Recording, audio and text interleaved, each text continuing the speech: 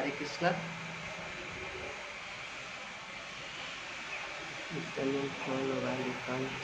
Okay. हरे कृष्णा। तो आशा करते हैं बहुत दिनों बाद आज हम लोग फिर से ज्योतिष कक्षा में लाइव आए। तो आप लोग अगर सुन पा रहे हैं ठीक से या फिर देख पा रहे हैं तो एक ऐसे लाइक बटन दाबिए। अगर नहीं सुन पा रहे हैं तो ऐसे उल्टा बटन दाबिए, जिससे मुझे पता चले कि आप लोग सुन पा रहे हैं, देख पा रहे हैं कि नहीं। तो एक छोटे से प्रेयर्स के साथ आज का क्लास चालू करते हैं। ओम अज्ञानतिमिरन्धस्य ज्ञानाञ्जनशलाकया चक्षुरुन्मिलितं येन तस्मै श्रीगुरुवे नमः। जय श्री कृष्ण चैतन्य प्रभु नित्यानंद, श्री अद्वैत गदाधर श्रीवासादि गौरभक्तवृंद। हरे कृष्णा कृष्णा कृष्णा हरे हरे, हरे राम राम राम हरे हरे। नारायणं नमस्कृत्य नरं चैव नरोत्तमं देवीं सरस्वतीं व्यासं ततो जयमुदीरये।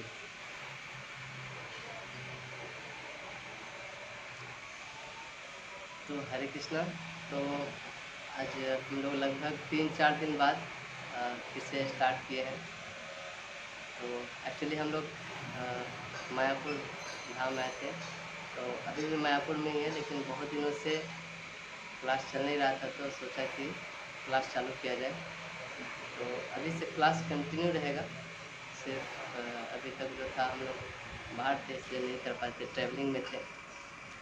तो आज का जो सब्जेक्ट है हम लोग थोड़ा ज्योतिष को बारे में आगे जो हम लोग पढ़ेंगे, कुंडली देखना सीखेंगे। और उसके पहले एक छोटा सा हम लोग इसका एक ओवरव्यू लेना चाहिए कि कुंडली का क्या होता है, वो आज डिस्कस करेंगे। और मैंने ऑलरेडी आप लोगों को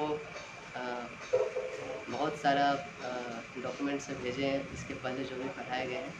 और एक सॉफ्टवेयर इंस्टॉलेशन जो जगन्नाथ वाला सॉफ्टवेयर है, उसको कैसे इंस्टॉल किया जाता है उसका भी डॉक्यूमेंट व्हाट्सएप ग्रुप में हमने भेजा था।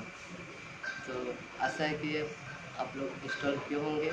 कुछ लोगों को कुछ प्रॉब्लम भी होगा इंस्टॉल करने में, सेटिंग करने में, चार्ट सेटिंग करने में, डिस्प्ले सेटिंग करने में।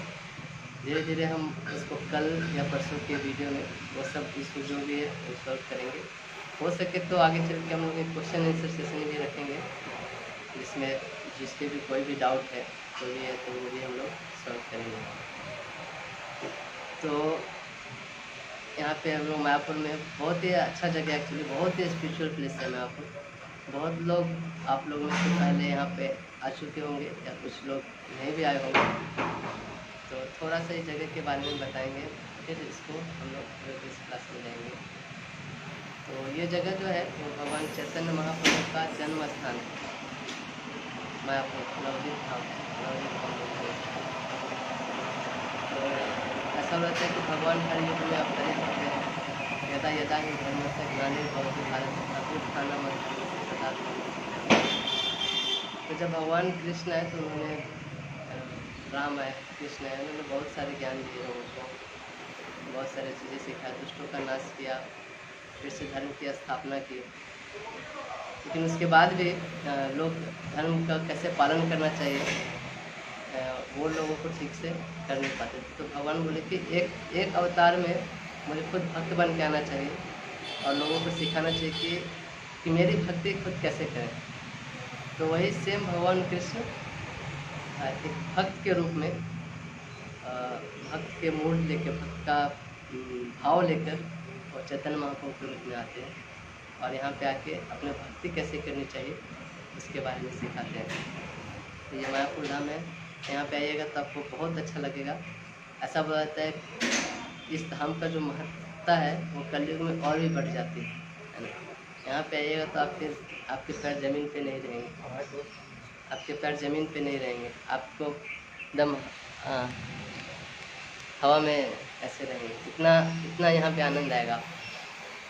आप लोग आवाज़ आ रही है मेरी? आवाज़ अगर अच्छी आ रही है तो ऐसे करिए, नहीं आ रही है तो ऐसे करिए।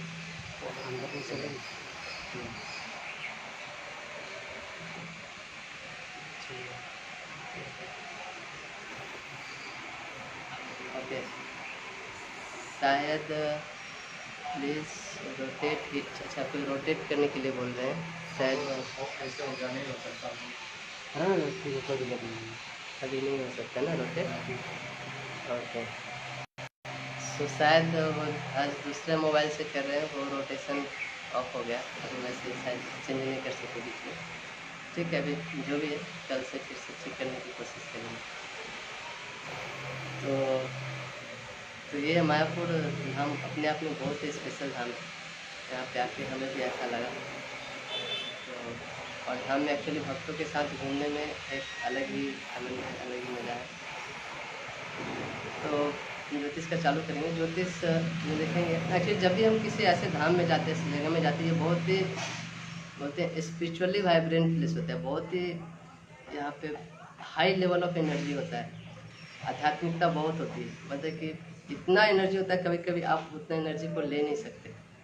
इसलिए बोलते हैं ना, आप ज्योतिष में भी देखो बहुत सारा जो रेमेडी होती है, बहुत सारे जो उपाय बताए जाते हैं, उसमें होता है कि आप किसी तीर्थ स्थल में जाके वहाँ पे प्रार्थना करने के लिए, या वहाँ पे जाके कुछ दान करने के लिए, या तीर्थ स्थल में जाके स्नान करने के लिए, ऐसे बहुत सारे रेमेडी होते हैं ज्योतिष में। आप देखेंगे कि इस जगह में जाके ये करने से इसका फल ये मिलता है।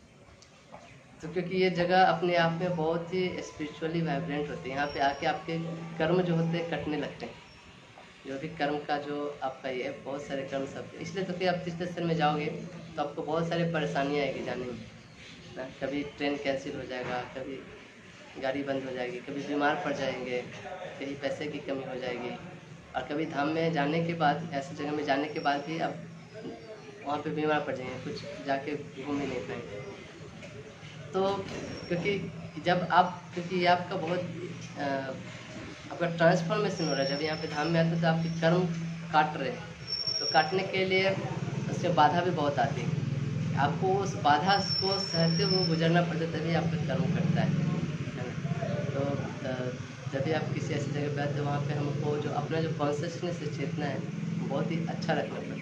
अगर चेतना अच्छा नहीं है तो उसका कभी कभी खराब इफेक्ट भी आता है।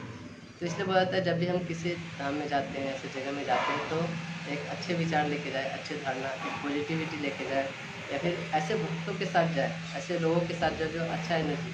इसलिए बोलते हैं धाम विजिट हमेशा भक्तों के संग में करना चाहिए। संग में करने से वो हमारी चेतना अच्छी रहती है। सब भक्त से भी अच्छी बातें करेंगे, मोर पॉजिटिविटी होगा, तो ऐसा सोचते हैं। तो ये अपने आप में बहुत, इसलिए आगे हम लोग को, आप लोग को जब बहुत सारे जो कर्म के बारे में पढ़ाएंगे, भगवान शिव ने कर्म विपाक संहिता लिखा है, उसमें बहुत सारे किस कर्म का क्या फल होता है उसके बारे में बहुत डिटेल से चर्चा किया है। तो उसमें हम आपको बताएंगे कि कैसे किस किस कर्म के लिए क्या क्या उपाय है, क्या क्या रेमेडी है, तो देखेंगे आप। और यहाँ पे धाम के बगल में ही गंगा नदी है, और गंगा नदी ऐसा बोलते हैं सबका पाप कर लेती है। तो गंगा नदी में जाइएगा तो आपके साथ पाप नहीं खिलाते हैं। तो बहुत ही अच्छा, बहुत पानी है गंगा नदी में। और यहाँ पे जो लोकल जो निवासी है, जो धामवासी है, लोग हर दिन गंगा नदी में नहाते हैं। तो वो भी एक बहुत ही पवित्र जगह है अपने आप में। और यहाँ पे डीटीज़ हैं, भगवान की विग्रह हैं जो कि बहुत ही आकर्षित होते हैं। बहुत ही ऊंचे ऊंचे लंबे लंबे विग्रह हैं, पंचतत्व के हैं। पंचतत्व मतलब भगवान चैतन्य महाप्रभु, नित्यानंद प्रभु, अद्वैताचार्य, गदाधर पंडित और श्रीवास ठाकुर, ये 5 तत्व। इन भगवान जब आते हैं तो उनके साथ उनके पार्षद भी आते हैं। तो ये भगवान के पार्षद है जिन्होंने यहाँ पे आके लीला की थी। और फिर एक और अल्टर है वहाँ पे राधा कृष्ण के और अष्ट सखी का है। तो बहुत ही बड़ा मंदिर है एक्चुअल से। और यहाँ पे एक मंदिर भी बन रहा है। तो ये जो मंदिर बन रहा है वो दुनिया का सबसे बड़ा मंदिर बन रहा है, जिसको TOVP के नाम से जानते हैं। ये TOVP का मंदिर है, लगभग ये 800-900 करोड़ रुपए का खर्चा करके बन रहा है। और बहुत ही अद्भुत वैदिक प्लेनेटोरियम मंदिर के अंदर अपने आप इतना बड़ा मंदिर है। मंदिर के अंदर कुल 22 लिफ्ट लगे हुए हैं, और ऊपर बहुत बड़ा गुम्बद है। तो अगर कभी आपको मौका मिले यहाँ पे आइए। ज्योतिष पढ़ने का लक्ष्य ये नहीं है कि हम अपना कर्म जाने और उसको काट दें, बल्कि इस कर्म के बंधन में क्यों पड़े, उससे निकलना लक्ष्य होना चाहिए। तो आप देखोगे जो ज्योतिष के जो साइन होते हैं, जैसे हमने 12 साइंस पढ़ाए थे, 12 राशियाँ होती है, उसमें से 3 राशियाँ हैं वो वाटरी साइंस है, जल तत्व की राशियाँ हैं। कर्क राशि, जिसको कैंसर बोलते हैं। दूसरा है वृश्चिक राशि, जिसको स्कॉर्पियो बोलते हैं। और तीसरा है मीन राशि, जिसको पिसिस बोलते हैं। और ये जो वाटरी साइंस होती है, आप देखोगे, आप किसी मंदिर में जाओ तो वहाँ पे कुंड होता है, वहाँ पे कुंड में नहाने का महत्व है, या नदी होता है तो नदी में नहाने का महत्व है।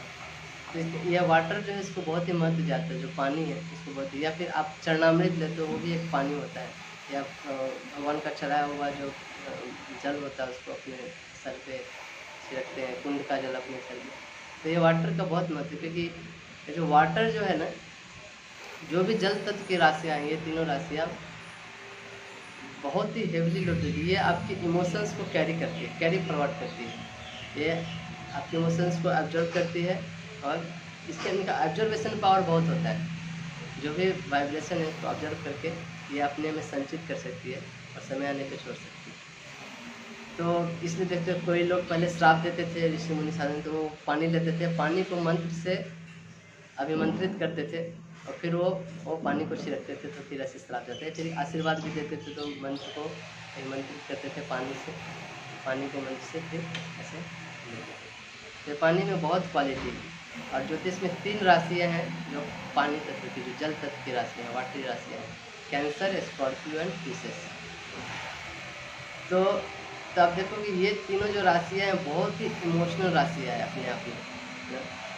तो कैंसर होता है वो चौथे घर की राशि है, जो काल चक्र है उनका, जो चौथे घर में कैंसर आता है। तो चौथे घर से आप देखेंगे उससे क्या क्या देखा जाता है, हमारे इमोशंस को गवर्न करता है। हमारे मदर के बारे में जानते हैं, इमोशंस के बारे में, घर के बारे में। और घर क्या होता है, एक सुख स्थान होता है। जैसे आप कहीं से भी घूम के आए, घर पे आके बहुत ही आप कंफर्टेबल फील करते हैं, बहुत ही अच्छा फील करते हैं। तो बेसिकली वहाँ पे आप हैप्पीनेस, जो भी खुशी है, सुख है, वो सब बांटते हैं, वो उस जगह को घर कहते हैं। तो और ये भी देखिए वाटरी साइंस है, क्यों? क्योंकि वाटर जो है ना, आपके इमोशंस को कैरी करने के लिए बना होता है। तो उसके बाद अगला जो वाटरी साइंस है वो स्कॉर्पियो। स्कॉर्पियो भी बोला जाता है कि बहुत ही डीप वेल की तरह है, कुएँ की तरह है। तो ये भी एक वाटरी साइंस है, जहाँ पे आपका जो भी कर्म है उसको बहुत ही डीप वेल की तरह वो रखा रहता है, मतलब बहुत ही अंदर। इसका तीसरा जो राशि है वो पिसेस है। पिसेस भी वाटरी साइंस है। तो पिसेस जो है हमारा लास्ट साइन है। ऐसा होता है, आप जब मरते हैं तो अगले जन्म में आप अपना कर्म लेके जाते हैं। तो लास्ट साइन होने के कारण ये जो वाटर जो है, पिसेस का जो वाटर है, आपके सारे इमोशंस को, आपके भावनाओं को, आपके मेमोरी को, सब चीज़ को अपने में स्टोर करती है, और फिर ये अगले जन्म में फिर वो चीज़ आपको देती है। तो ऐसे करके 3 वाटर साइंस है हमारे ज्योतिष में, जो कि हेल्प करते हैं। तो एक्चुअली मैं ये डिस्कस कर रहा हूँ, बहुत लोगों को समझ में नहीं आ रहा, क्योंकि मैंने अभी कुंडली नहीं पढ़ा है। तो कुंडली में ये साइंस का यूज होता है। आप देखेंगे जो अपने जो सॉफ्टवेयर इंस्टॉल किया है उसमें कुछ कुंडली टाइप का बन के आता है। तो कुंडली भी बहुत तरह के होते हैं, कुछ नॉर्थ इंडियन होते हैं, कुछ साउथ इंडियन होते हैं, वेस्ट इंडियन होते हैं, कुछ वेस्टर्न होते हैं। तो बेसिकली एक ही चीज़ होता है, लेकिन इनको रिप्रेजेंट करने का तरीका अलग होता है। तो नॉर्थ इंडियन कुंडली को डायमंड शेप कुंडली बोलते हैं। उसमें देखेंगे एक रेक्टेंगल होता है, उसमें क्रॉस होता है, डायगोनल जुड़े होते हैं, बीच में ऐसे ऐसे जुड़े होते हैं, इससे एक शेप बनता है, ट्रायंगुलर और डायमंड टाइप का शेप बनता है। तो इसमें कुंडली में टोटल 12 घर होते हैं, और इस कुंडली को 12 घर 12 अलग अलग चीज़ों को रिप्रेजेंट करते हैं। हमारे जीवन के, हमारे लाइफ के 12 अलग अलग एस्पेक्ट को दर्शाते हैं। और इसी 12 घर में, जिसको 12 भाव भी बोलते हैं, 12 हाउसेस भी बोलते हैं, या 12 घर भी बोलते हैं, इसी 12 घर में 12 साइंस जो राशियाँ होती हैं, वो कहीं ना कहीं 12 राशियाँ रहती हैं। और इस 12 राशियों में 9 ग्रह जो होते हैं, सूर्य, चंद्र, मंगल, गुरु, बृहस्पति, बुध, शुक्र, राहु, केतु, शनि, ये सब जो 9 ग्रह हैं वो कहीं ना कहीं इस 12 राशि में बैठे रहते हैं, वो हमारे कर्मों का फल देते हैं। तो इसी चीज़ को देखने की जो प्रक्रिया होती है उसको बोलते हैं कुंडली देखना।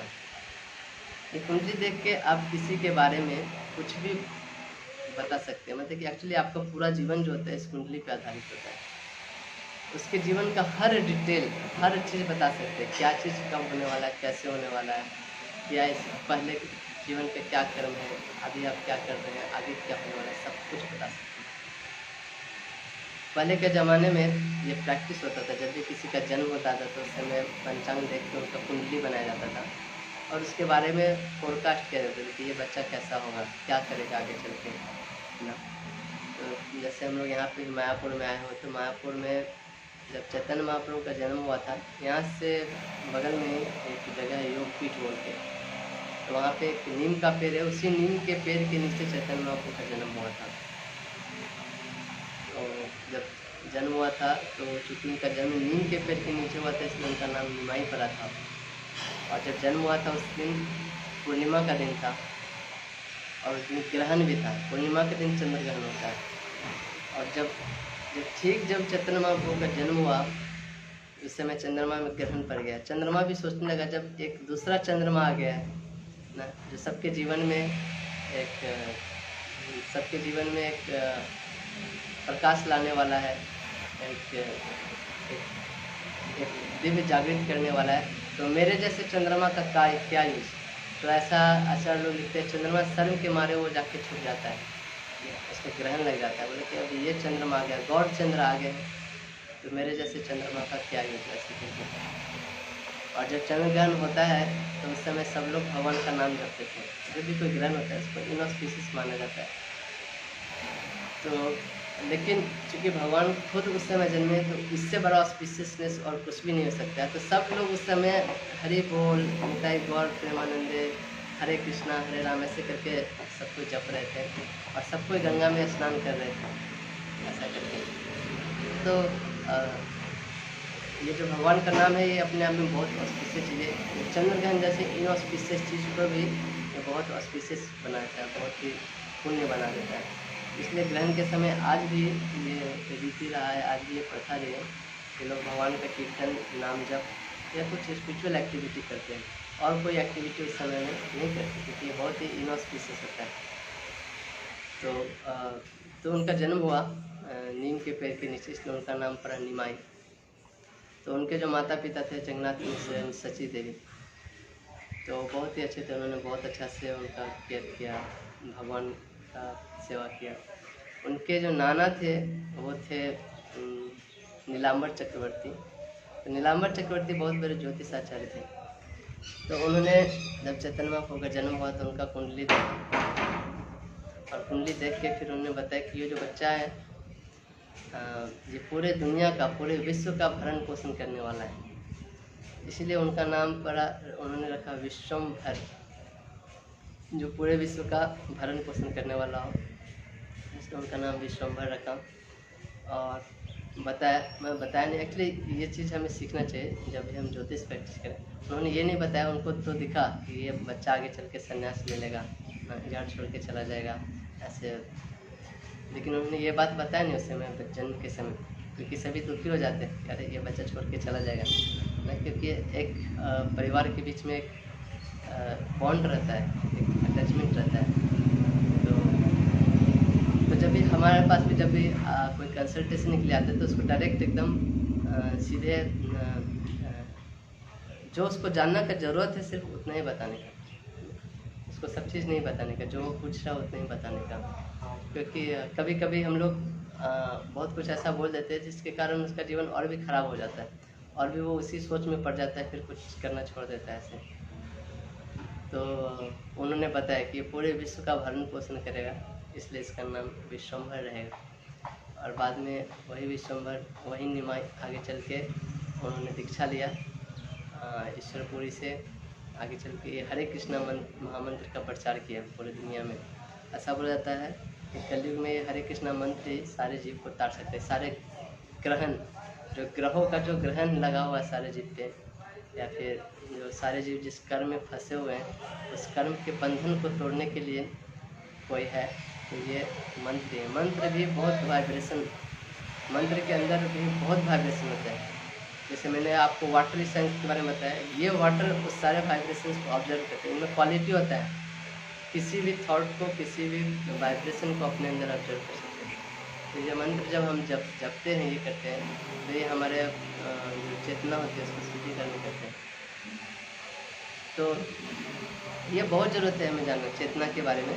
मैं थोड़ा सा इसके बारे में भी आज बताऊँ, क्योंकि थोड़ा आज क्लास में इस चीज़ के बारे में फोकस करूँ, क्योंकि जगह भी बहुत अच्छा है ये चीज़ डिस्कस करने के लिए, और ये जानना चाहिए, कोई किसी भी ज्योतिष सीखने वाले को जानना चाहिए, क्योंकि एक बार जब हम सब्जेक्ट मैटर में चले जाएंगे तो ये चीज़ डिस्कस करने का समय नहीं मिलेगा। क्योंकि हमारे शास्त्रों में है कि हम लोग जीव हैं, हम लोग आध्यात्मिक जगत से इस भौतिक जगत में आए, है ना। तो ऐसा बोलते हैं, जीवेर स्वरूप होए कृष्ण नित्य दास।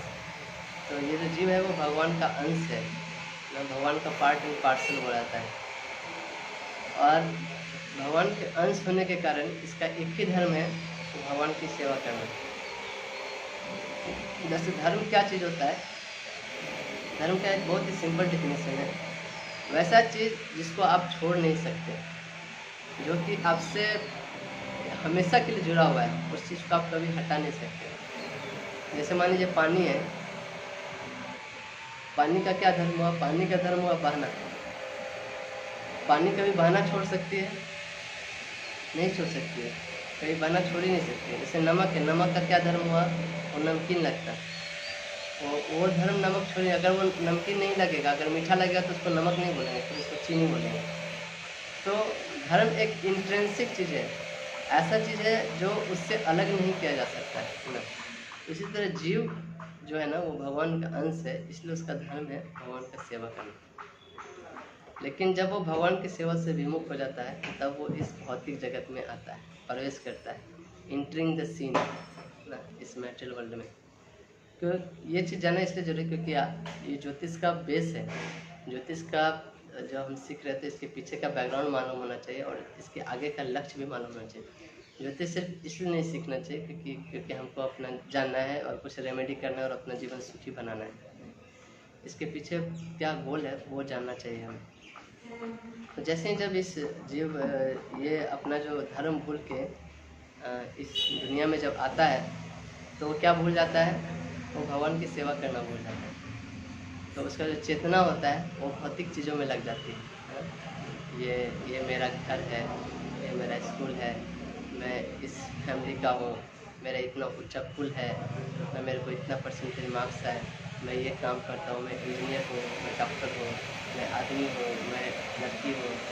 ऐसे कर करके बहुत सारे उपाधियों से वो धीरे धीरे गिरने लगता है, और वो अपना वास्तविक स्वरूप भूल जाता है। और जितने जितने अलग अलग तरह के उपाधियों से घिर जाता है, वैसे वैसे कर्मों में वो फंस जाता है, और वही कर्म करने लगता है, और अपना वास्तविक जो कर्म था वो भूल जाता है। तो क्या है, यहाँ पे ये जो प्लेग्राउंड मिला है भौतिक जगत, यहाँ पे प्ले के कुछ रूल्स रेगुलेशन है। क्या रूल्स रेगुलेशन, जैसे आप क्रिकेट में जाते हो, बाउंड्री के बाहर चला गया तो चौका, ऊपर से गया तो छक्का, डायरेक्ट कैच ले लिया तो आउट ना, LBW आउट, बॉल, ऐसे बहुत सारे हर गेम के कुछ रूल्स होते हैं। तो जब ये भौतिक जगत में आपको एक फील्ड दिया जाता है, उस फील्ड को बोलते हैं 3 मोड्स ऑफ मटेरियल नेचर, या 3 गुण बोलते हैं। आप देखोगे जो 12 राशियाँ हैं वो भी 3 गुण के अंदर आती है। हर राशियों का अपना गुण होता है। कुछ राशि सात्विक होते हैं, कुछ राजसिक होते हैं, और कुछ तामसिक होते हैं। ये सब गुण के बारे में भी हम बताएंगे।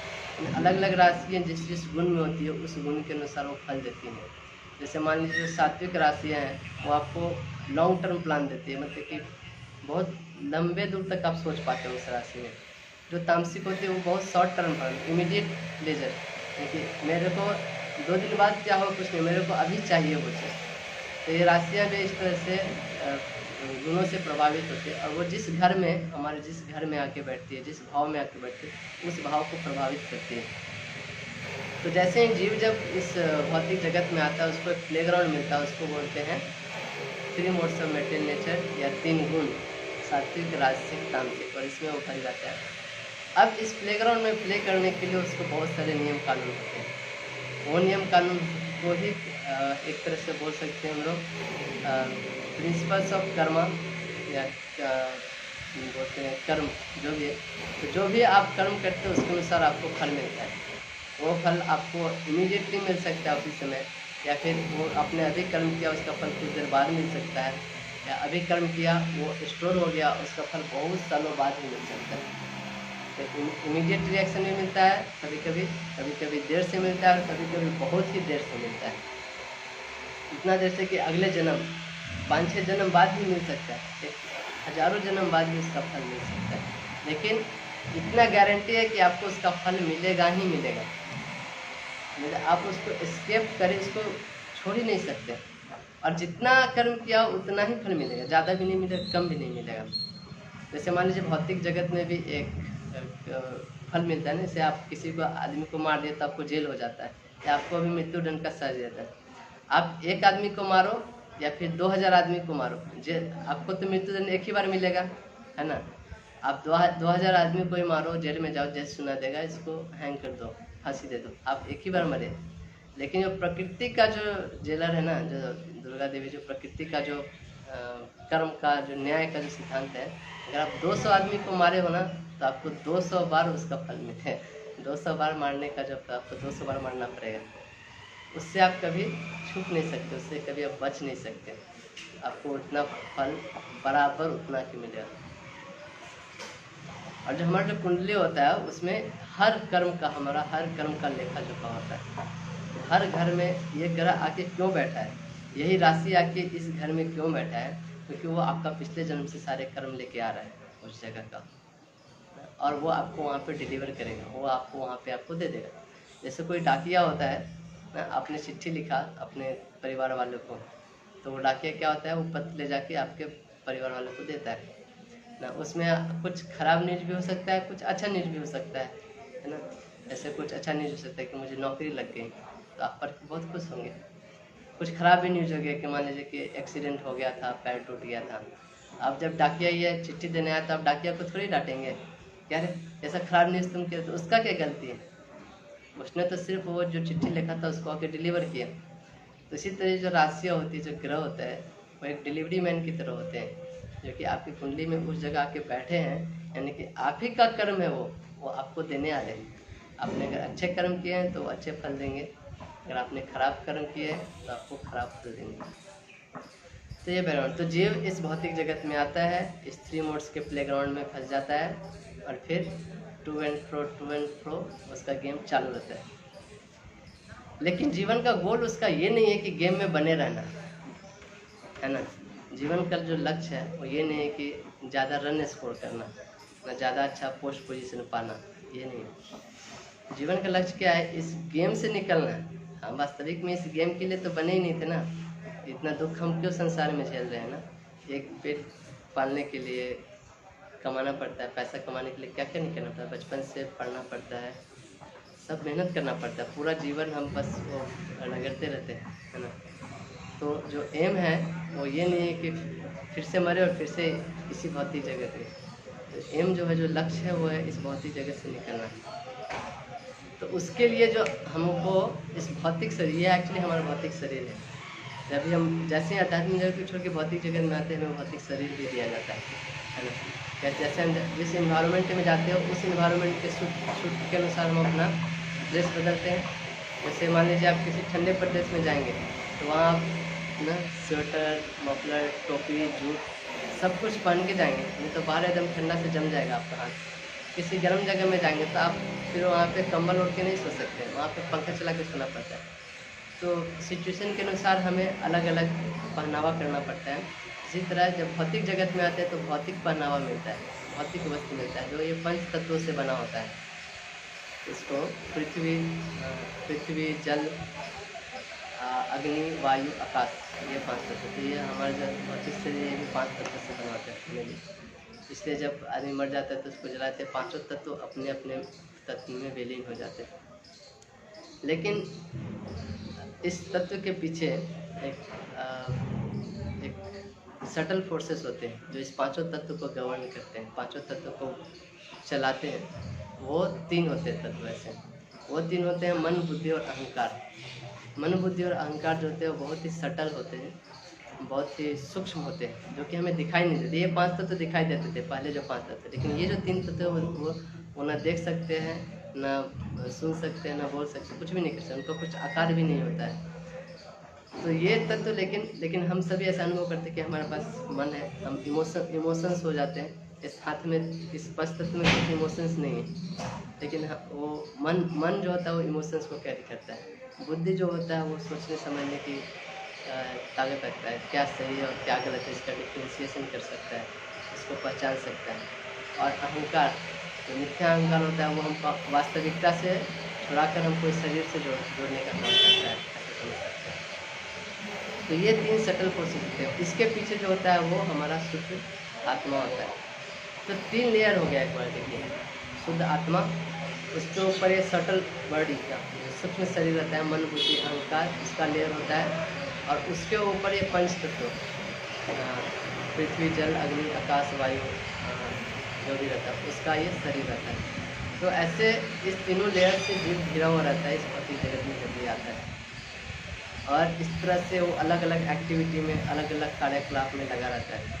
और जो भी कर्म करता है इस बाउंड्री के अंदर, इस प्लेग्राउंड के अंदर, इस 3 मोड्स के अंदर ना, 3 गुणों के अंदर, उसके अनुसार उसको फल। तो वो एक्चुअली बंधा हुआ है, वो फ्री नहीं है, वो स्वतंत्र नहीं है, वो इस 3 मोड्स के अंदर बंधा हुआ है काम करने के लिए। जैसे कैसे कोई जेल में बंधा हुआ होता है, तो बस वो जेल के अंदर जो कर सकता है उतना ही उसका फ्री विल रहता है, उतना ही उसका स्वतंत्र है। वो जेल में बैठ के ये नहीं बोल सकता है मुझे एसी भी चाहिए और मुझे आराम से ये खाना चाहिए और सब उसको सर्व किया जाए, ऐसा नहीं होता है। और जो खाना सबके लिए बनता है वो आपके लिए भी बनेगा, इसका फ्रीडम कम हो जाता है। तो जो लक्ष्य है वो ये नहीं है कि हमको जेल के अंदर आराम से सोना है, वो या जेल के अंदर आराम से खाना है। लक्ष्य क्या, वो जेल से बाहर निकलना है। अब कोई आदमी ये बोले कि देखो मैं सोने के चेन में बंधा हूँ, तुम लोहे के चेन में बंधे हो जेल के अंदर तो इसमें कोई गर्व की बात नहीं है, क्योंकि दोनों तो चेन में ही बंधे हैं अपने। तो कोई आदमी का शरीर है, कोई औरत का शरीर है, कोई जानवर का शरीर है, कोई पक्षी का शरीर है, सभी इस भौतिक जेल में बंधे पड़े हैं। तो जो आदमी का शरीर है वो बोल सकता है कि हाँ मैं सोने के चेन में बना हूँ, जो जानवर का शरीर है वो बोल सकता है हाँ मैं लोहे के चेन में बना हूँ, कोई बोल सकता है हम चांदी के चेन में बने, कोई बोल सकता है हम तांबा के चेन में बने। तो ऐसे ऐसे अलग अलग तरह से बने, लेकिन बेसिकली ये है कि सब बंधे हुए हैं, इस कर्म के द्वारा बंधे हुए हैं। तो गोल है जेल से बाहर निकलना, उसी तरह गोल है इस भौतिक जगत से बाहर निकलना। इस भौतिक जगत से निकल के कहाँ, आध्यात्मिक जगत में। आदमी 2 ही जगह रह सकते हैं, या भौतिक जगत में रह सकते हैं, आध्यात्मिक जगत में, बीच का कोई जगत नहीं है, 2 ही जगत है। तो जैसे भौतिक जगत में रहने के लिए भौतिक शरीर चाहिए होता है, वैसे आध्यात्मिक जगत में रहने के लिए एक आध्यात्मिक शरीर चाहिए होता है। तो आध्यात्मिक शरीर क्या है, आध्यात्मिक शरीर भी हमारा जो आत्मा है उसका जो नेचुरल जो शरीर है ना, आत्मा, वो आध्यात्मिक शरीर है। वो 3 चीज़ों से बना होता है, सच्चित और आनंद। ये बहुत ही डिटेल चीज़ है, मैं बहुत ही ऊपर से बता रहा हूँ, क्योंकि इसका क्लास ऑलरेडी हुआ होगा आपको फर्स्ट लेवल में, या भगवद गीता या ऐसे उपनिषद ये सब चीज़ें पढ़ाया गया होगा। लेकिन तो भी मैं इसलिए थोड़ा रिपीट करना चाहता हूँ, क्योंकि बहुत एक ओवरव्यू देना चाहता हूँ, क्योंकि बहुत लोग हैं जो लेवल 2 कोर्स में डायरेक्ट ज्वाइन किए हैं, तो उनका वो चीज़ कवर नहीं हुआ होगा। तो इसलिए थोड़ा सा बहुत लोग को रिपीटेटिव क्लास में लगे, ऐसा लगे तो पहले से जानते हैं। लेकिन जो चीज़ सीखने के पहले ये चीज़ सीखना, ये चीज़ जानना ज़रूरी है। एटलीस्ट प्रैक्टिस करके धीरे धीरे समझ में आता है, लेकिन एटलीस्ट जानने के नज़रिए से मैं थोड़ा फास्ट बता रहा हूँ, लेकिन जस्ट बताने के लिए बता रहा हूँ कि आपको मालूम होना चाहिए कि तभी आप जब जो चीज़ को कोई रेमेडी करोगे आगे चल के, जब किसी का कर्म का एनालिसिस करोगे, निकालोगे क्यों आखिर इसके जीवन में ऐसा होता है, आप अच्छे तरीके से सोच पाओगे, एक फुल पिक्चर, एक बिग पिक्चर आप देख पाओगे उस आदमी का। तो हम लोग थे कि जो गोल होता है वो भौतिक जगत से आध्यात्मिक जगत में वापस जाना होता है। जैसे मान लीजिए कोई मछली होती है, मछली का जो नेचुरल जो जगह है रहने का वो पानी होता है ना। वो मछली को पानी के बाहर निकाल दीजिए और उसको कुछ भी दीजिए, कितना ही फैसिलिटी दीजिए पानी के बाहर, लेकिन पानी के बाहर उसको एसी रूम में रखिए ना, उसको बहुत अच्छे खाना दीजिए ना, उसको मोबाइल फ़ोन दीजिए, टीवी दीजिए, सब फैसिलिटी हो, गद्दे पे सुलाइए, लेकिन तो भी वो खुशी नहीं रह सकती, कभी भी सुखी रह ही नहीं सकती। क्यों, पानी नहीं है ना, उसका जो नेचुरल जगह रहने का है वो पानी में है। तो वो उसको इस सब सुख से क्या लेना देना, वो उसके लिए कुछ मतलब नहीं रहता। जैसे उसको पानी में वापस रख दीजिए, वो एकदम ऐसे ऐसे दौड़ने लगी, बहुत खुश हो जाएगी। ऐसे ही जो जीव जो है इस भौतिक जगत का प्रोडक्ट नहीं है, वो आध्यात्मिक जगत है। जो आत्मा जो शुद्ध जो आत्मा है आध्यात्मिक जगत का, वो जैसे ही उस जगत से निकल के जाता है वो सुख रह ही नहीं सकता है, चाहे कुछ भी कोशिश कर लें। वो मछली की तरह है, पानी के बाहर जैसे मछली रहते वैसे ही जीव इस भौतिक जगत में, वो कभी भी सुखी रह ही नहीं सकता है। चाहे वो धीरू भाई अंबानी हो या बिल गेट्स हो या फिर रोड पे सोने वाला कोई आदमी हो या एक चींटी हो या फिर एक बड़े कंपनी का मालिक हो, हर आदमी के जीवन में प्रॉब्लम ही प्रॉब्लम है। क्योंकि भगवान खुद ही बोलते हैं ये जो दुनिया कहती है दुखालयम अशाश्वतम, दुखों का घर है। कि दुखों के घर में क्या सुख मिलेगा? कभी मिलेगा ही नहीं। क्या मिलेगा? सिर्फ दुख ही दुख मिलेगा। जैसे हिमालय में जाएंगे तो हिम आलय, क्या मिलेगा? सिर्फ हिम मिलेगा, सिर्फ बर्फ ही बर्फ मिलेगा। विद्यालय में जाएंगे तो क्या होगा? विद्या का आलय, वहाँ पे विद्या मिलेगा। इसी तरह दुखालय में जाएंगे तो क्या मिलेगा? दुख आलय, सिर्फ दुख ही मिलेगा। तो आप देखेंगे हर आदमी के जीवन में कुछ न कुछ दुख ऐसा लगा ही रहता है। तब तो भाई ये तो बहुत बड़े चक्कर में फंस गए। इधर आके कोई भी आदमी होगा पहले सोचेगा पहले इस दुखालय से तो निकलना चाहिए, पहले इस जेल से तो निकले, फिर आगे आगे सोचेंगे क्या करना है। पहला उसका लक्ष्य होना चाहिए जेल से बाहर निकलना। तो जेल से बाहर निकलने के लिए उसको उस आत्मा के लेवल पे काम करना होता है, उस शरीर के लेवल पे नहीं, उस सूक्ष्म शरीर के लेवल पे नहीं, उस आत्मा के लेवल पे। और आत्मा क्या है? वो भगवान का अंश है। तो जब जो भगवान का जो अंश है आत्मा, जब वो अपने धर्म से जुड़ जाता है, जीवन स्वरूप कृष्ण नित्य दास। जीव का क्या धर्म है? जैसे नमक का धर्म होता है, पानी का धर्म होता है, चीनी का धर्म होता है, इससे जीव का धर्म होता है भगवान की सेवा करना। और जब ऐसे आध्यात्मिक धाम में आके उस चेतना को जागृत करता है जीव, जब भक्तों से मिलता है, जैसे मायापुर धाम है, यहाँ पे जब हम आते हैं हम विग्रह देखते हैं तो उसको याद आता है कि हाँ अरे भगवान मेरे मालिक है। धाम में ऐसे भक्तों से मिलता है तो उसको ये सब चीज़ें याद आती है कि अरे एक्चुअली मेरा पोजीशन ये है। भगवान के बारे में कथा सुनता है, भगवान के धाम में जा जाके अलग अलग लीलाओं का देखता है, भगवान ने कहाँ कहाँ किए थे, तो उसको वापस वो अपने जीव के चेतना में जाता है, जो उसका वास्तविक चेतना है। तो जब उसका जो वास्तविक चेतना में जाता है तब फिर से वो अपने आप को आध्यात्मिक से कनेक्ट कर पाता है। इसलिए ये जो रेमेडी जो देते हैं ना हम लोग, कैसे धाम में जाना चाहिए, भगवान से प्रार्थना करना चाहिए, वहाँ पे जाके माला चढ़ाना चाहिए, फूल चढ़ाना चाहिए, इसके पीछे बहुत बड़ा लॉजिक है। ये ऐसे नहीं कि जस्ट अंधविश्वास नहीं है। आपको इसलिए हमारे शास्त्रों में देखोगे सारे संस्कार होते थे। कोई आदमी मर जाता था पहले तो उसको बोलते थे कि हाँ इनका दान पिंडदान जाके आप बिहार में करिए या फिर बनारस में करिए। क्यों ऐसा बोलते थे? इसके पीछे बहुत लॉजिक है, क्योंकि जब आदमी कोई घर छोड़ के चला जाता है, मर जाता है, तो वो आदमी बहुत निगेटिव थॉट से गुजरते रहता है, उसके जीवन में बहुत उदासीनता होती है ना? तो ऐसी चीज़ से निकलने के लिए जब संस्कार में ऐसा चीज़ें जोड़ दिया जाता है कि हाँ बनारस जाओ, तो वो एक अपने आप में एक धाम है, काशी विश्वनाथ धाम है। जब वहाँ पे आप ऐसी जगह में जाते हो तो बहुत ही पॉजिटिव एनर्जी आपको अट्रैक्ट करती है, आपको सटल रूप से प्रभावित करते हैं। फिर आप ये सब चीज़ को भूल सकते हो और अपने फिर आगे के काम में लग सकते हो। आपका बहुत सारा कर्म कट जाता है क्योंकि आपको दुख देने वाला था, तो इसीलिए ये सब चीज़ जुड़ा गया है। तो जब आप ऐसे धाम में आते हो तो आप एक्चुअली सोल के प्लेटफॉर्म पे आपका प्यूरिफिकेशन चालू होता है। आत्मा के स्तर पे आपको कर्म को काटना चालू होता है। तो इधर आते हो तो आपको बहुत बाधा होती है, बहुत बार बीमार पड़ते हो, बहुत कठिनाई सहना पड़ता है, बहुत सारे बाधाएँ जो आपको रोकेगी इधर आने से, आपको मन नहीं करेगा कहीं कुछ ऐसे मिलेगा। क्यों? क्योंकि ये एक्चुअली बहुत पावरफुल रेमेडी है जो आपको आपके कर्मों को ख़त्म कर रहा है, यही समझना चाहिए। तो जब जीव एक्चुअली जो उसका जो ओरिजिनल चेतना है उस पर काम करने लगता है तो फिर वो इस भौतिक से छूट के फिर आध्यात्मिक जगत में जा सकता है। और इसलिए सबसे बड़ा जो पॉइंट है, मैं आज यही बताना चाहता हूँ, सबसे बड़ा पॉइंट है कि हमको चेतना के स्तर पे काम करना चाहिए। पहला पॉइंट ये समझे कि हम लोग शरीर नहीं, क्या है? आत्मा है। दूसरा पॉइंट, अगर आत्मा है तो आत्मा के लेवल पे करना, उस चेतना को लगाना चाहिए। और चेतना क्या चीज़ में लगना चाहिए?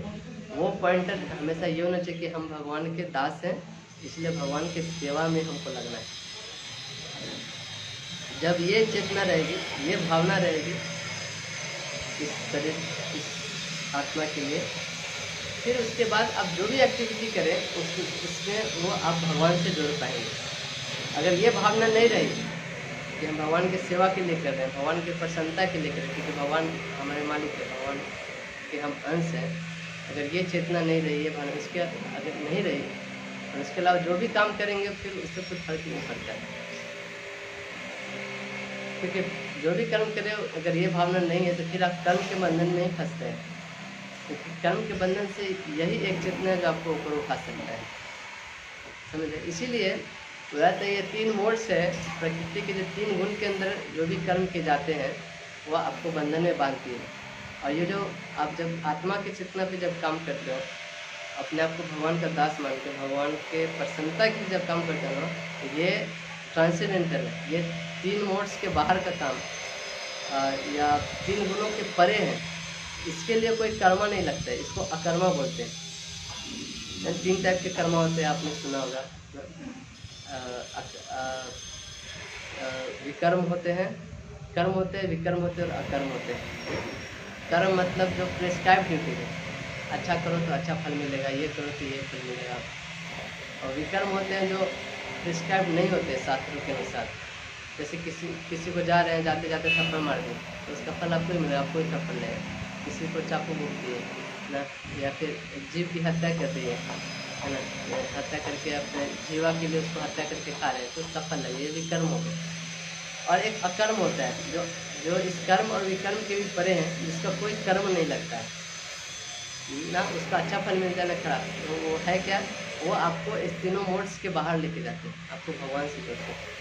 तो जो भी कर्म इस स्तर पे इस भावना को रखते हुए किया जाता है कि जीवन स्वरूप विष्णु नित्य दास को, जो जीव जो है, जो आत्मा जो है भगवान का दास है, भगवान का अंश है, और उसको भगवान की प्रसन्नता के लिए काम किया जाता है। जो भी इस सेंसर को रखते हुए अपने भावना को ये रखते काम, वो सब अकर्मों में आते हैं। तो ये बहुत ज़रूरी है कि इस तीनों लेवल को जानना, हम कहाँ पे हैं और कैसे फंसे हुए हैं, और कैसे इस सब चीज़ों का एनालिसिस हम कुंडली में करेंगे आगे चल के, और कैसे इन सब चीज़ों से छुटकारा पा सकते हैं। ये सब चीज़ का बहुत ही आप पढ़ोगे, जैसे देखोगे हर आदमी के जीवन में कोई ना कोई कर्मों से घिरा है, बंधा है, फंसा है, और उसका फल कैसे उसके जीवन में वो चीज़ फलीभूत हो रहा है। तो ये लक्ष्य लेते हुए आगे हम ज्योतिष क्लास में चर्चा करेंगे। तो ये था। तो ये अभी दर्शन नहीं करा सकते क्योंकि अंदर मोबाइल ले जाना अलाउ नहीं है। तो लेकिन आप अगर दर्शन करना चाहते हैं तो यूट्यूब पे और ऐसे जगह पे आपको मिलेंगे, बहुत सुंदर दर्शन है। अगर किसी ने नहीं देखा है तो मायापुर.tv मुझे चैनल है, उससे आप देखिए। आपको सीधे टाइप करें मायापुर राधा माधव DT, जैसे आपको मिलेंगे, बहुत अच्छा दर्शन है, आप ज़रूर लीजिए। और अगर आप चाहते हैं कि आप कुछ भगवान को प्रार्थना कर सकें तो आप मेरे को पर्सनली मैसेज कर सकते हैं आपके नाम के साथ। मैं आपका जो भी प्रार्थना है भगवान के सामने वो रखूँगी। यहाँ पे पंच तत्व का DTJ मैंने बताया, राधा कृष्ण की DTJ अष्टसखी के साथ, और बहुत ही सुंदर विग्रह भगवान नरसिंह देव का विग्रह। भगवान नरसिंह देव का बहुत ही कम ही जगह ऐसा है इंडिया में कि विग्रह यहाँ पे एक यहाँ पे है, उग्र नरसिंह के। और प्रहलाद महाराज का भी DTJ नीचे। तो आपकी जो भी प्रार्थना है, जो कुछ भी है, हमको पर्सनली आप मैसेज कर सकते हैं। मैं हो सकूँ आपको मैं अपना नंबर भी आपको मैसेज कर दूंगा, हो सके इस पर डाल सकते हैं। मेरा 7006604157 ये मेरा व्हाट्सएप नंबर है। तो आप कुछ प्रेयर्स तो डाल सकते हैं, मैं भगवान के सामने प्रार्थना कर सकते हैं।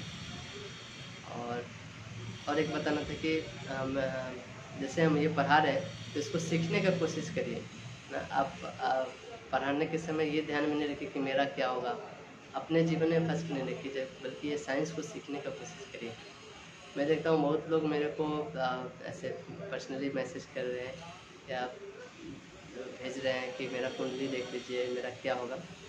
मेरे को देखने में कुछ ये नहीं है, खराबी नहीं है, मैं देख भी सकता हूँ, लेकिन इससे कुछ फ़ायदा नहीं है। क्यों फ़ायदा नहीं है? क्योंकि फ़ायदा है कि पहले आप नॉलेज नॉलेज ग्रहण करिए, ये ज्ञान को लीजिए। क्योंकि मैं इसलिए कि मेरे को उतना समय मिलता नहीं है, मतलब बेसिकली यही है। मैं देखना चाह सकता हूँ, और मैं देखता भी था पहले बहुत लोगों का, लेकिन उतना समय मिल नहीं पाता है अभी, क्योंकि जो लक्ष्य है वो ज़्यादा है कि ज्ञान को अर्जित करने में। अगर वो देखना चालू, मैं भी ऐसे खोल सकता हूँ, चालू कर सकता हूँ कुंडली देखना, मुझे भी पैसे कमा सकता हूँ, लेकिन फिर जो लक्ष्य के लिए जो चालू किए थे वो लक्ष्य ही पीछे रह जाएगा। एक मैं स्टोरी बताता हूँ, मेरे जो ज्योतिष के जो टीचर थे उन्होंने मेरे को बताया था ये स्टोरी, और भर्तृहरि का बताया था। देखो, जो राजा भर्तृहरि थे वो बहुत बड़े राजा थे, बहुत बड़े साम्राज्य के राजा थे। तो उनके जीवन में कुछ ऐसे घटनाएं हुई कि वो अपनी पत्नी से बहुत प्रेम करते थे ना। तो उन्होंने एक ग्रंथ भी लिखा था इसके ऊपर, श्रुति सत्यम ऐसे करके कुछ लिखा था। तो लेकिन उनको बाद में रियलाइज हुआ कि पत्नी भी उनको धोखा देती थी, ऐसे करके उन्होंने पत्नी को अंगूठी दिया था, वो पत्नी ने किसी दूसरे मंत्री को अंगूठी दे दिया, वो मंत्री किसी तीसरे से प्रेम करता था, वो उसको दे दिया। फिर वो तीसरे ने वो दरबान को दे दिया, वो दरबान से प्रेम करती थी, दरबान ने किसी दूसरे औरत को दिया, फिर उस औरत ने किसी दूसरे प्रोस्टिट्यूट को दिया। ऐसे करके वो अंगूठी घूम फिर के फिर से वापस वो राजा के पास आया, वो भर्तृहरि के पास है। भर्तृहरि सोचे कि अरे मतलब कि पूरा अलग ही चक्कर चल रहा है ये तो।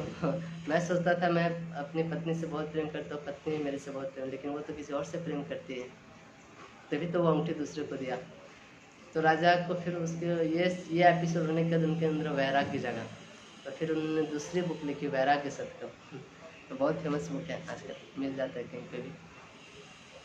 और वो क्या हुआ, वो अपना राजपाट सब दे के, दूसरे को जिम्मेदारी दे के वो छोड़ के निकल गए, साधु बन गए, वैराग्य ले लिए जीवन में।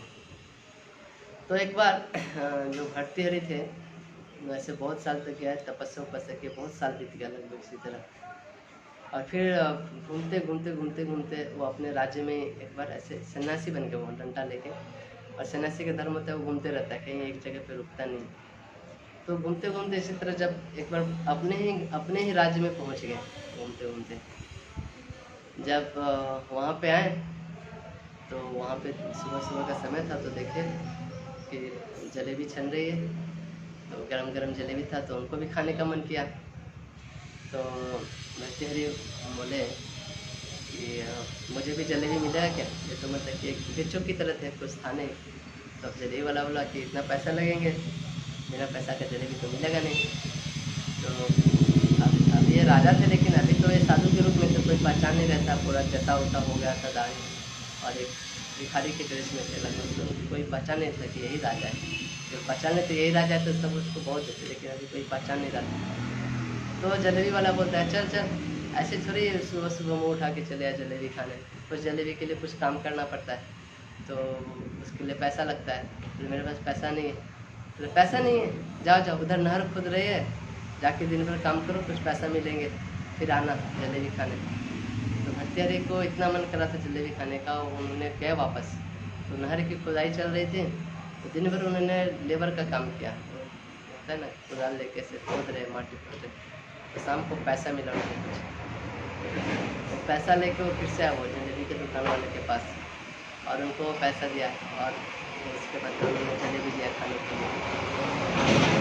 तो जो भर्तृहरि है वो जलेबी हाथ में लेकर दुकान में गए, और वो सोच रहे, वो अपना याद करे पीछे का, वो सोचे कि कभी मैं इस राज्य का राजा हुआ करता था, है ना, और क्या क्या बड़े बड़े फेस्टिवल होते थे ना, ये उत्सव मनते थे, और एक जलेबी क्या ऐसे अनलिमिटेड, जिसको जितना जलेबी खाया उतना मैं बांटा करता था खुद अपने हाथों से।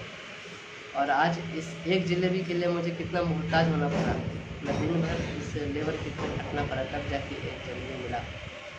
तो तो ऐसा सोच विचार कर रहे थे, वो भी बैरागी थे, लेकिन ऐसा सोच विचार करके सोचे कि एक जलेबी के कारण मेरे को क्या क्या करना पड़ा, ऐसा सोच रहे थे। तो उन्होंने सोचा कि मैंने इतना मेहनत किया, ये एकदम बेकार है, क्योंकि मैं जो जिस लक्ष्य से निकला था, वैराग्य के रास्ते पे चलने के लिए निकला था, एक साधु के रास्ते पे चलने के लिए, और मेरे अंदर ये वासना आ गई, मुझे जलेबी खाना है, इसके कारण इतना मेहनत करना पड़ा। तो मैं वो लक्ष्य जो था, अगर मैं दिन भर यही मेहनत करते रहूँ, जलेबी खाना है और काम करते रहो, तो जो लक्ष्य जो था साधु बनने का, वो फिर पूरा कभी होगा ही नहीं, है ना। तो ये स्टोरी बहुत अच्छा है, ये इससे हम सबको जीवन में कुछ ना कुछ सीखने को ज़रूर मिलता है ना। तो उन्होंने सोचा, वो जलेबी खाया भी नहीं, उस जलेबी को वहीं पे रख के चले गए। उसके बाद आगे चल के फिर कभी वो वापस इस चक्कर में नहीं फंसे। तो तो देखिए, जो लक्ष्य जो है उस पे ध्यान होना चाहिए हमेशा, हमको क्या करना है ना। अगर पैसा कमाना ही गोल है तो फिर ठीक है, ज्योतिष सीख सकते हैं, पैसा कमा सकते हैं। लेकिन अगर ज्ञान उपार्जन करना अगर भक्त है, गोल है, तो फिर ऐसी चीज़ों में समय बर्बाद ना करें। देखिए, ये भी चीज़ अच्छा है, लेकिन फिर आप अगर दोनों चीज़ नहीं कर सकते, आप अगर आप कुंडली देखना चाहते हैं, ये करना चाहते हैं, तो फिर आपको उसी गोल के लेके चलना चाहिए, है ना। क्योंकि अगर मैं कुंडली देखने जाऊँ तो फिर मैं पढ़ने का समय नहीं मिलेगा कुछ। ये प्रैक्टिकल बातें बता रहा हूँ मैं। तो अच्छी चीज़ लेके चलना पड़ता है। तो मैं चाहता हूँ आप लोग, सभी लोग सीखें, अच्छा से सीखें और अच्छे से सबको जो दिक्कत है उसको हेल्प करें, सहायता करें और मन लगा के पढ़ें। और मेरे पास पर्सनली ऐसे कुंडली नहीं दे, मैं देखता नहीं हूँ, मैं किसी का कुंडली नहीं। मेरा जो रूममेट है, जो मेरे साथ सोते हैं, उनका भी मैं नहीं देखा हूँ, उन्होंने पिछले 1 साल से मेरे को देख के बैठा हूँ। तो लेकिन पढ़ाने के लिए वो मेरे पास कभी भी आते हैं, उनको कुछ सीखना होता है, जानना होता है, मैं मेरे पास टाइम नहीं भी रहता तो भी रात को जाके पढ़ाता हूँ। तो ये गोल है। जैसे मैंने अपने पहले क्लास में ही बताया था आपको, क्यों ज्योतिष शास्त्र सीखना चाहते हैं, इससे पहले भी तक होना चाहिए। तो इसलिए पर्सनली मेरे पास कोई कुंडली नहीं भेजे इसको देखने के लिए। मैं, आप कॉल भी करेंगे तो बहुत, जो मैंने नंबर दिया इसमें मैं मोस्टली कॉल उठाता नहीं। मोस्टली आप मैसेज करिए, व्हाट्सअप करिए, मैं रिप्लाई किया करूँगा। तो आगे के क्लास में हम लोग और भी अच्छा से कुंडली विश्लेषण के बारे में सीखेंगे। सॉफ्टवेयर इंस्टॉल जो भी कुछ प्रॉब्लम है ये है, तो मैं कल के क्लास में या परसों के क्लास में बताऊंगा आपको, किसको किसको क्या प्रॉब्लम आ रहा है, आप मैसेज कर सकते हैं। तो उस चीज़ को सॉल्व करने का हम लोग ट्राई करेंगे। आज तक के लिए इतना ही, फिर कल मिलते हैं। हरे कृष्ण।